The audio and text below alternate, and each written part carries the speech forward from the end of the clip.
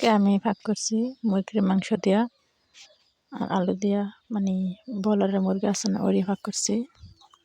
Hello guys, আসসালামু আলাইকুম। কেমন আছেন আপনারা? আশা করি ভালো আছেন। আপনাকে তো আমরা ভালো আছি, আলহামদুলিল্লাহ। আমি আগে মুরগির মাংস আর এই আলু ভাজা নিছি, তারপরে মশলাটি কষাইতেছি। মানে এখানে হলুদের গুঁড়া, মরিচের গুঁড়া, তারপরে জিরার গুঁড়া, লবণ, তারপরে আদা রসুন বাটা উড়ে দিয়ে দিছি আগে।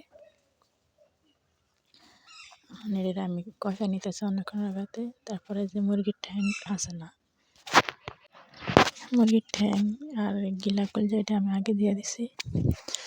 দেওয়ার পরে এটা আবার অনেকক্ষণ লাগাতে কষাই নিই, এটা আর তেল ভাজি না, এই কারণে এটা আমি এক্সট্রা আগে কষাই নিই যেন এর ভিতরে মশলা ঢুকে। আর বলের মুরগি এমনিও তো ভালো লাগে না বেশি একটা। আর এই যে বাজার রাখছিলাম, যে ওই মুরগিটি আর আলুর একসাথে রাখছিলাম, ওটা দিয়ে দিলাম। আচ্ছা, একটা একটু মাংস বাজ্যা ভাগ করলে অনেক স্বাদ লাগে খাইতে। মানে আমি এরই করি যে সবসময় ভাগ করলে এভাবে করে আগে বাজ্যা নিই, দেখতে অনেক সুন্দর লাগে মুরগির মাংস। মানে অনেকে ভাজা না মাংস, কিন্তু আমগো ভাজা না বলে ভালো করে খাওয়া যায় না, আমার নিজেতেই ভালো লাগে না। মানে আমরা সবসময় চেষ্টা করি মুরগির মাংস বাজ্যা ভাগ করতে।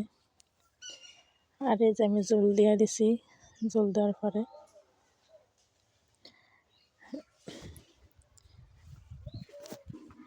অনেকক্ষণ লাগাতে আবার জাল দিলাম।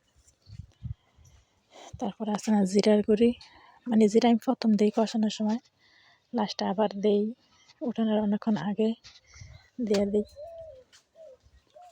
যেন এটা জিরা একটা মানে ভালো একটা ফ্লেভার আসে, এই কারণে দিই। খাইতে এটা অনেক ভালো লাগছে।